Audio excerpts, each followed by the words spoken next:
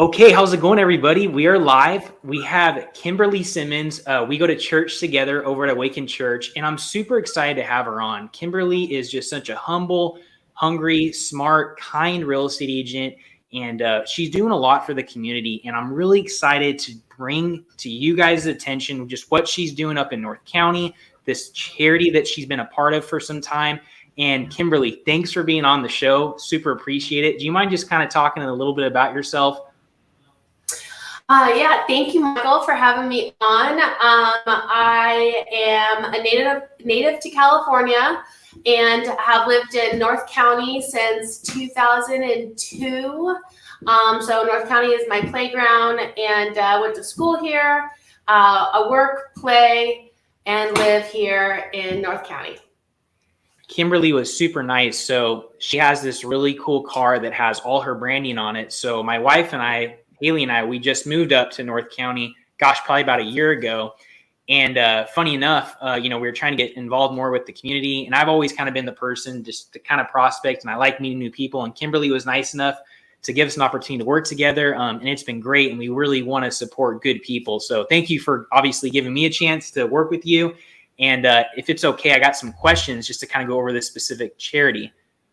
Before you ask the question, I want to tell you didn't give me an opportunity to not work with you because you're so good at following up on your leads. You're like, I see that car, it's at that church, I'm not going to stop. And that is why I prefer working with you, because you will not let anything fall through the cracks.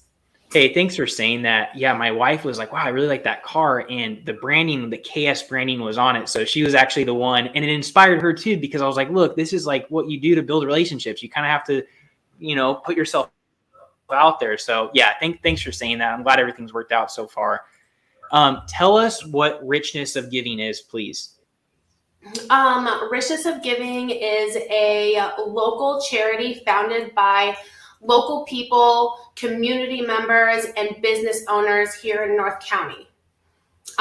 They were established, I believe, in 2018. I hope I don't get in trouble for, quoting the wrong date. But they, Andy Davis, who's one of the founders, he went down to Nicaragua, I believe, was really inspired down there by some of the poverty and some of the things going on down there. And he's like, man, I got to help out.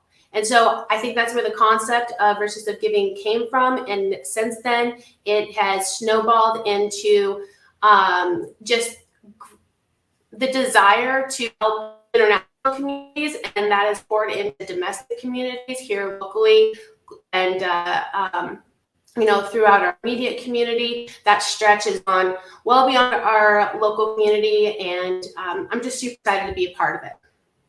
Yeah, so let's touch on that too. What kind of encouraged you to be a part of this charity? Okay, so this is for my story. I have two little girls, and we're blessed enough to live in this amazing community that is San Diego. And I did not have the luxuries that my daughters have now. And what was important to me is, how can I, as a mom, give them the ability to see past what we have in our immediate household and know that we are blessed. And the only way that I can do that and create compassion in them is by doing it myself. So by example, I was inspired to somehow, this is before I came across the Richness of Giving, somehow I knew that I needed to get involved in the community so I can teach my girls that there is life beyond the walls of our house. And when we have the ability to help, by God, you get out there and you help. That's so cool. Thanks for sharing that. That's awesome. And you have two girls. What are their ages? What are their names? Scarlett is almost 8 and Delilah is 3.5. Yeah, so that's a full-time job in itself too. Yeah, I really had for the past 12 years, because I started my business 12 years ago. I think it might have been 12 years ago. My whole focus has been just my immediate nucleus, like my husband and I, and then just my husband and my daughter, and then my husband and my daughter and my other child.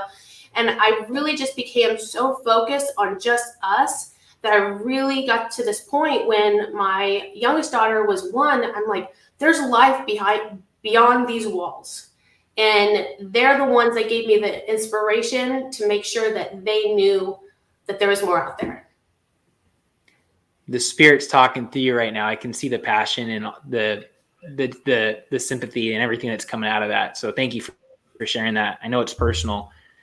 When you're a real estate agent, you know, and as a lender too, right? We're always trying to build relationships. I mean, our business thrives off of referrals and relationships.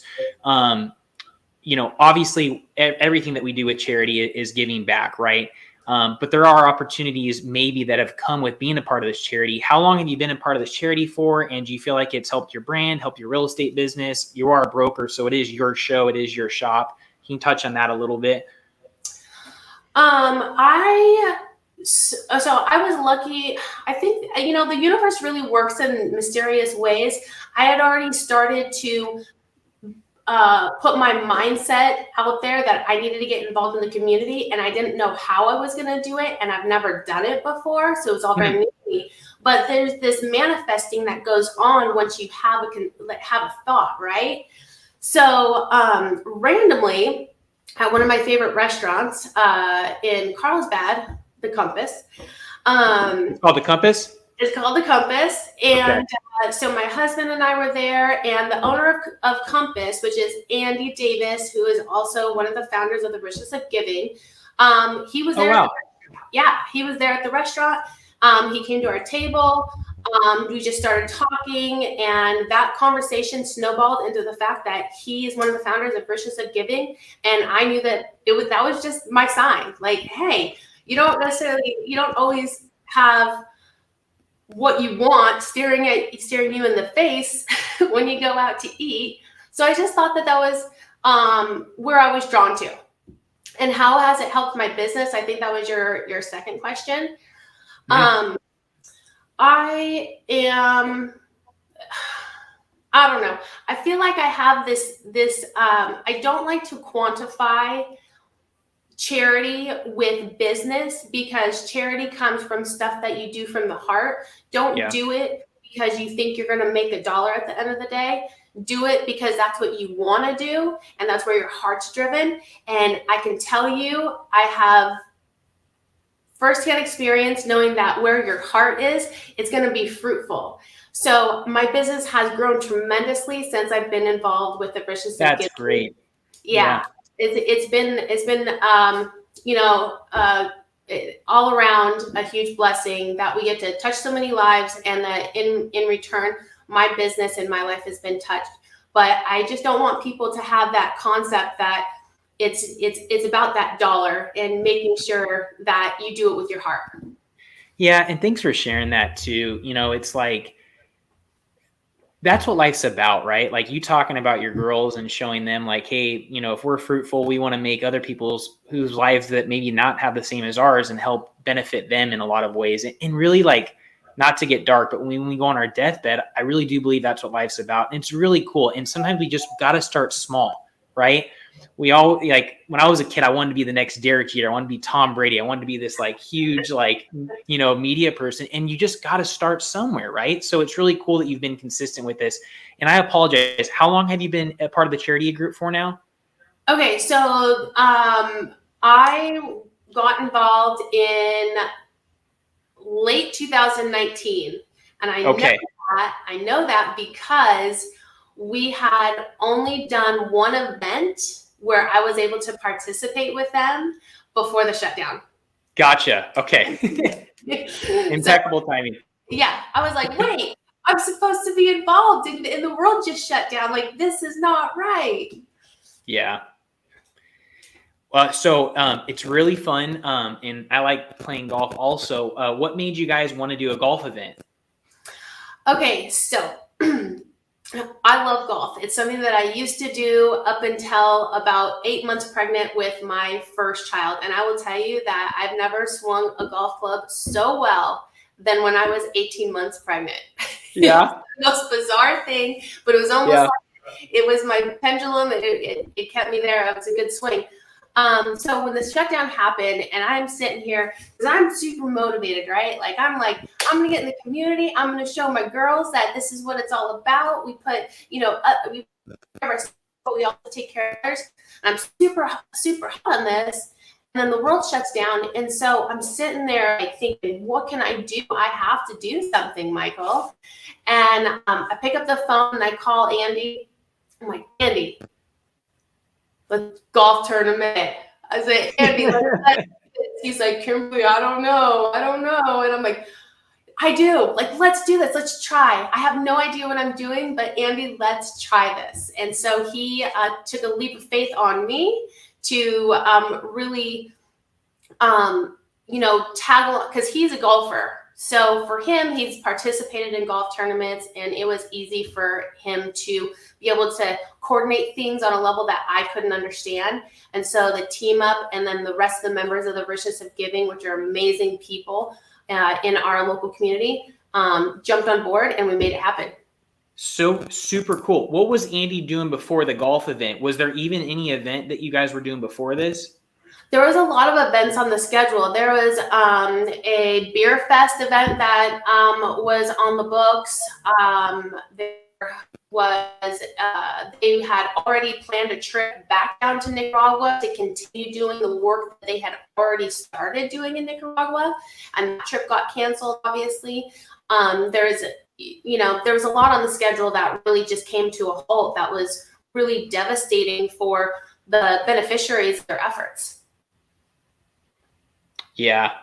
Has it always been, when it wasn't Nicaragua, has it always been in North County as far as San Diego local goes predominantly? For the most part, yes. Yeah. Yeah, Nicaragua and here locally, but they have, they're not opposed to branching out. So one of the other things that they have done is team up with other charities that could use extra help as well. Oh, cool. So for example, just off the top of my head, there's another local charity that is called Got Your Back. And what they do is they team up with schools and pack backpacks full of food for those kids that are lacking resources at home, to make sure that, that typically get lunch provided by the school, but they're, when school's out, they're not getting their lunch. So Got Your Back would send food home with those kids. And, it's just another example of how, you just taking care of the community. There's so much beyond our four walls that people are dealing with that a lot of people aren't even aware of. I'm always so interested to know the why behind what motivates people, right? You talked about how, it started with your girls, right? Letting them know, they can achieve so many things, and it's so good and so, great. And it really helps God's kingdom by, giving back to the community. And it's so cool. I really appreciate you sharing that. Whether it's successful people, what motivates, what drives them. But I feel like when people know their why, the sky's the limit, and it's really cool. I just love hearing from successful people that are involved with charity in their community. You can tell a difference in people when they have that, and you definitely have that. So it's at St. Mark Golf Course, and my wife and I, we haven't lived here very long, but we love St. Mark's Golf Course. It is really cool. What do you like about that specific location, about the golf course? Have you hit a hole-in-one there? What is it about that place? Well, sadly, I've never hit a hole-in-one. Me neither. I'm chasing that dream. I'll continue chasing that dream too. St. Mark's, they really do a good job of maintaining their course at a really good course price. Totally. And that's where, I've played a lot of courses, and sometimes we don't want to spend $100 for a round, and we just want to spend $45 for a round, or whatever the case may be. That's an affordable course, and the grounds are beautiful. Yeah, it really is. St. Mark's is a really nice course. I always tell people it makes me feel better, helps me go to sleep at night. I get my money's worth when I go to golf, because I'm taking a lot of strokes, right? So you get these pros that are shooting in the 80s, but if you take a look at my cost per stroke, it's like only $1, right? Shooting 100. So That's a good jokes one. on them. What is your favorite thing about golf? What did you like about golf? Did you play that with your dad or your mom growing up? What is it about golf that you like? So back in my oh gosh, it's probably 14 years ago, I was working for a marketing agency, and I landed Callaway as one of my Oh, wow. like one of my first clients out the gate. So that's a pretty. So Sweet. my boss bought me a Callaway set, and he said, "Go Wow. golf." Yeah. I just grabbed clients, and that was part of the deal. And through just being thrown into golf for business, did you lose me? I know. I'm here. Yeah. Okay. Through just going out there for business, I started to develop relationships, and I really enjoyed developing those relationships. And then I found out I was actually hitting some of the golf balls right. And I was like, oh, wow, that's pretty cool. That felt good. And so, like, I think any golf world would say it's those good shots that keep you coming back. Ah, it is so true. It is so true. And golf is a great sport to play for really anyone in our industry, but just sales, and it's a good experience. It can be a good experience. I got to work on my attitude. My wife would definitely say that out there, but it is a good time. It makes for a great experience. Go ahead. Can you go ahead and talk to Uncle Sam so we can start writing off the golf? Oh man, I know. It is a very expensive hobby. I'm very fortunate because my wife Haley likes to golf also, so it's kind of been like our kind of bonding experience, and she's really good, honestly, and it kind of inspires me to be a little bit better too. But it is a cool sport, and in the movie, I think it was The Greatest Game, but basically he's walking down the 18th hole, and it's a good reminder for me, just like in business too, you just have to play the game. You don't play the game to win. You just have to play the game, right? And I have to remind myself that because I'm so ultra competitive. So not to, switch subjects here, but it is a fun game. And it really is like the game of golf kind of encompasses just life, I think. So I'm glad that you have a passion for it. Absolutely. So you work all over San Diego County, and kind of your backyard is North County. How long have you been doing the real estate for? Did you go into real estate after the marketing job, or how did that start for you? Well, to dork out on you and tell you how real estate is part of my life. When my mom was a real estate agent, single mom, real estate agent, when I was growing up, I would be on the road with her. I learned how to read the Thomas Guide, for those out there who know. Yes. What the is. So I'm 7 years old, 8 years old, reading the Thomas Guide, telling my mom where to go to get to these houses. I saw my mom as a single mom, and by the time I was a teenager, I believe she had a couple different rental properties for herself, a couple different investment properties. I think she had an 8-unit building at one time. And wow, good for her. Yeah, I remember this clearly because I would go with her on her rounds to collect her rent. So I'm like, it's in my blood. I saw my mom go from nothing to building herself up through real estate. So it was a no-brainer for me. I got my license in 2010, I believe. Not really knowing what I'm going to do with it because it wasn't my career choice at the time, but knowing that I would do something with it. I was doing the marketing, and slowly my passion for marketing started dissipating, and I started incorporating real estate, helping friends and family, just kind of telling people that I want to help them in real estate. And then at some point, the crossroads just catapulted into real estate, and it's my passion, it's my baby, and I haven't looked back. Yeah. Again, thanks for sharing the story.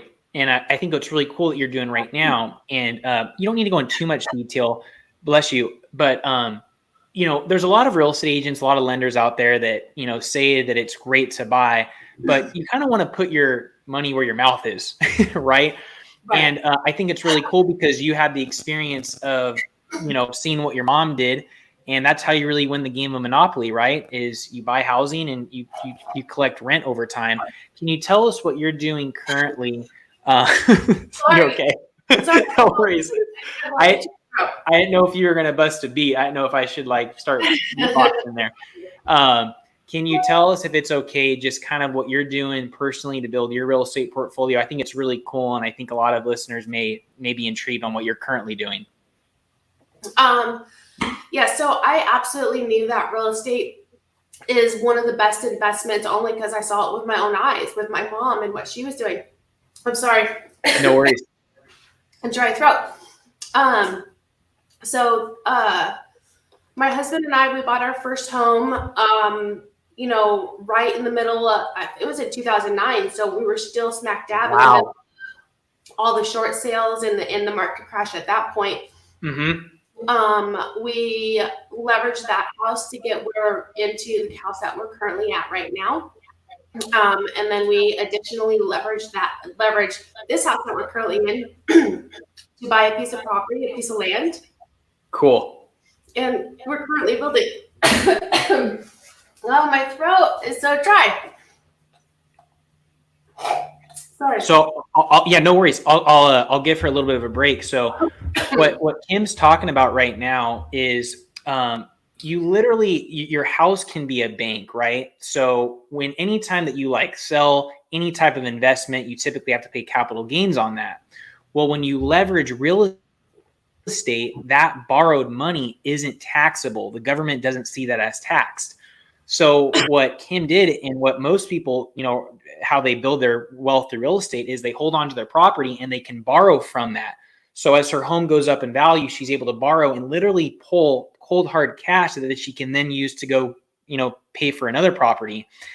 And what's really cool, what you're doing, Kim, is you got into real estate at a very tough time. I'm sure you had people that were like, you're so silly and so dumb for, wanting to get in real estate after what's happened. This is not an appetite, and you bought a house then, and then you're going through the process of buying a house now when a lot of people is like, oh my gosh, the sky's falling, the real estate market's going to crash. So good for you for, taking a leap of faith. And I'm sorry for interrupting you. Can you just finish? So you took some money from your current home, and then you're going to go put that in another house. Are you going to be moving from there to live here and then renting out your current home, or what's your game plan with that? I have a game plan. I'm not quite ready to share it because I don't know exactly how it's going to plan out, but I will definitely keep everybody updated. And the reason why I love doing my updates is because, I'm sorry. No worries.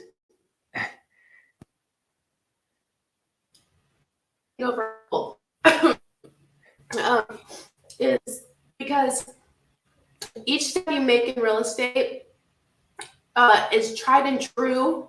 Real estate has proved to be one of the best, most sound, safe investments.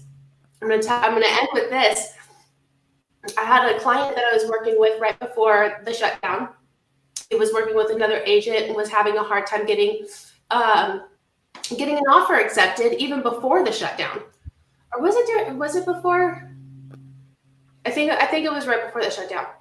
Anywho, he decided that he was no longer going to work with who he was working with. He came over to KS Real Estate, and I represented him in a sale, and we successfully closed. But I remember right before we closed, he was always a skeptic when it came to real estate. He really just was one of those guys like, I'm not going to overpay. I'm not going to overpay. One of those sticklers for that $5,000 argument. You know what I mean? And he's one of those clients.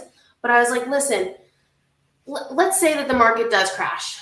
Let's just say, but you know what? If you can afford it and you're going to build equity over time, what I paid today for something will never be the same price as it was 10 years ago, ever. Yeah.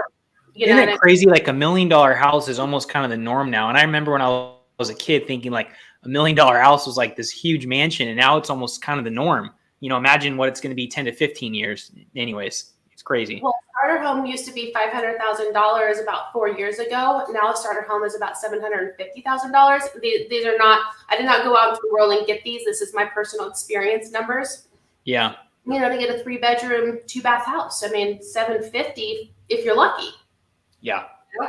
But anyways, I remember telling them like, okay, he said something like, man, I probably should just put all this money into the stock market. And I was like, well, you know, you could, but can you live in your stock market?